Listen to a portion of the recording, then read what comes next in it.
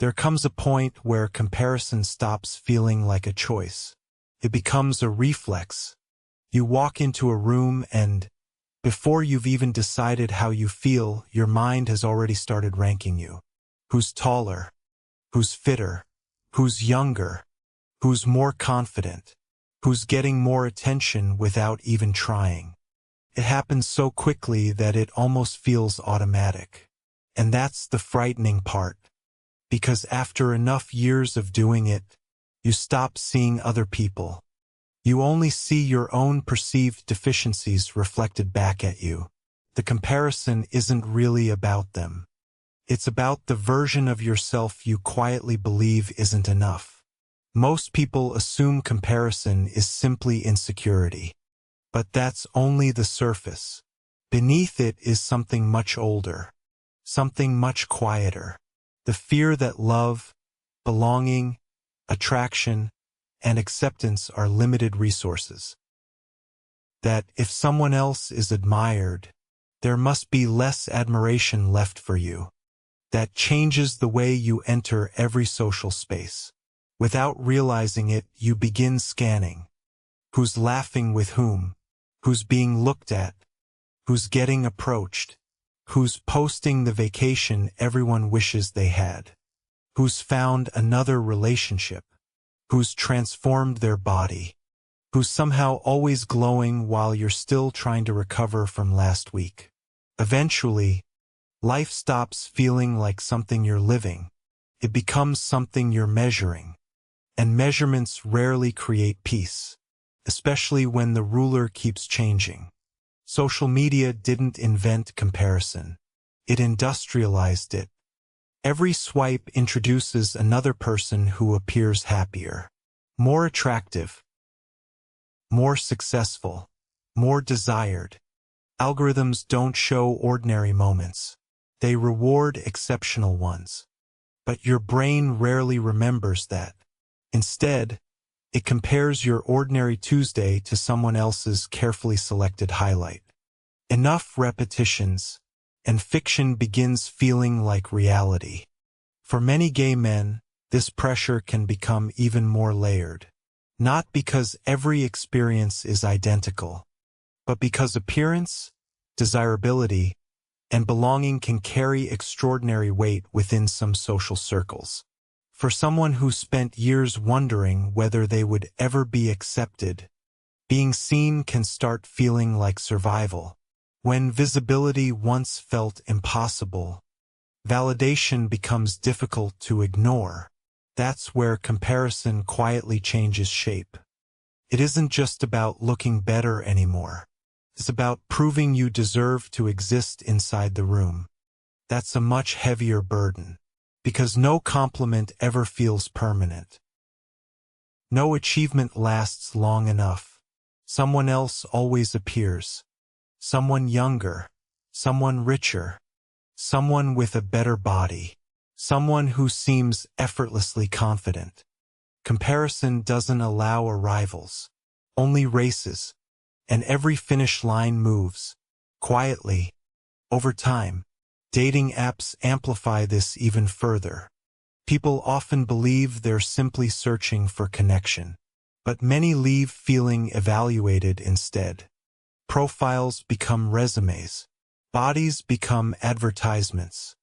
Conversations become additions. Silence becomes rejection. Every match feels like proof. Every ignored message feels like evidence. Not evidence that someone wasn't compatible. Evidence that something about you must have been lacking. That interpretation is rarely fair. But emotions don't wait for fairness. They react first. They explain later. After enough experiences like this, many people begin editing themselves before anyone else has the chance. Maybe if I looked different. Maybe if I smiled differently. Maybe if I sounded more confident. Maybe if I were less emotional. Maybe if I were more masculine. Or less. Maybe if I changed enough, someone would finally stay. The exhausting part isn't the change itself. It's that the destination never arrives. Because comparison never rewards improvement. It simply updates the standard. That's why someone can receive endless compliments and still feel invisible. External validation cannot permanently silence an internal measuring system. It only pauses it until the next comparison appears. Then everything resets. There is another hidden cost. Comparison quietly steals curiosity. Instead of wondering who someone is, you immediately wonder whether they're better than you. Instead of celebrating another person's confidence, you instinctively calculate what it says about your own. Relationships become scoreboards. Friendships become competitions you never consciously agreed to join. Even joy becomes suspicious, because someone else's success can accidentally feel like your failure. Not because you're cruel. Because your nervous system learned scarcity. Scarcity changes perception. When emotional belonging feels limited, everyone starts looking like competition. Even people who wanted to be your friend. Modern culture rarely helps. Attention has become a currency. Followers become social proof. Likes become emotional signals. Visibility starts resembling value. People begin branding themselves before fully understanding themselves. Not because they're fake, because visibility feels safer than invisibility. Everyone is performing. Everyone is editing. Everyone is trying to predict what version of themselves will be rewarded. The tragedy is that when everyone performs, everyone assumes everyone else is naturally confident. They aren't seeing confidence. They're seeing curation. Comparison thrives inside incomplete information. You compare your private thoughts to someone else's public image.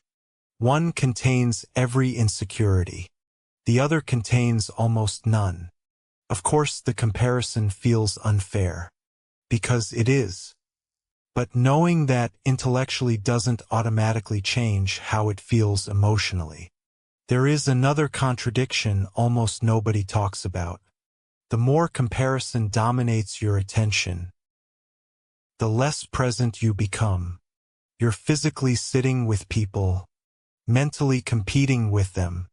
You're laughing, while secretly wondering whether you're interesting enough. You're on a date, but part of your mind is imagining who else they could have chosen. You never fully arrive anywhere, because your attention keeps leaving to inspect yourself through someone else's eyes. That's exhausting. Eventually, some people stop chasing connection altogether. Not because they don't want love, because comparison has convinced them they must become perfect before they deserve it.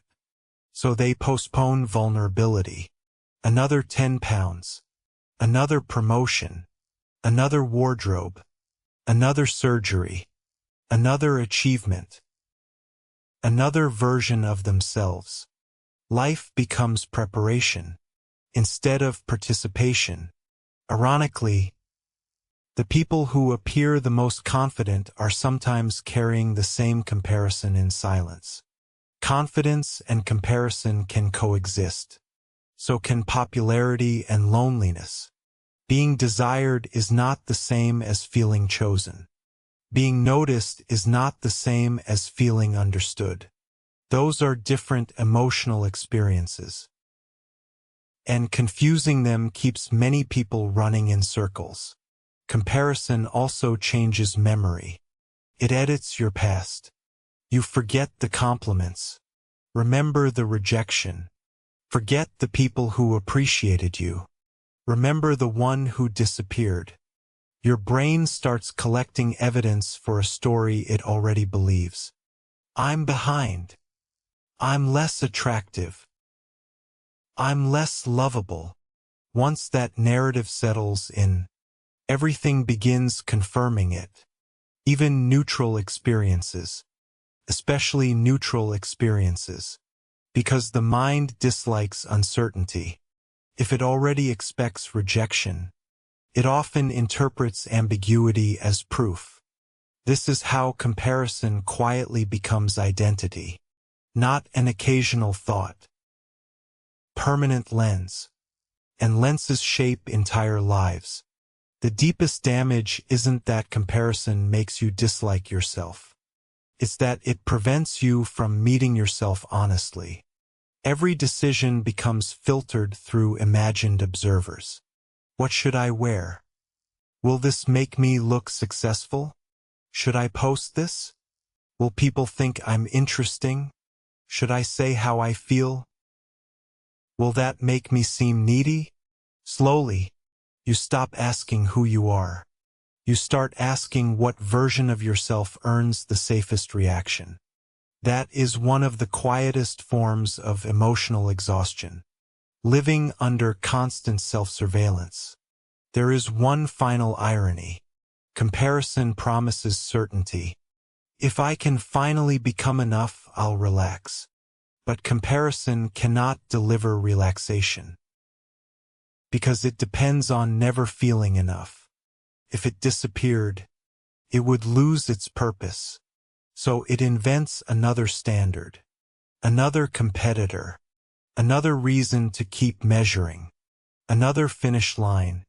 The cycle survives by convincing you that peace exists one comparison away.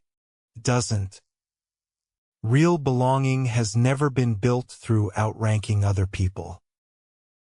It begins the moment your worth stops being negotiated against theirs. Because another person's beauty does not erase yours. Another person's confidence does not invalidate your growth. Another person's relationship is not evidence that you've been left behind. Comparison will always ask one question. Where do you rank? A healthier mind eventually begins asking a different one. Who am I becoming when nobody is keeping score? Those questions lead to completely different lives, and only one of them ever lets you rest.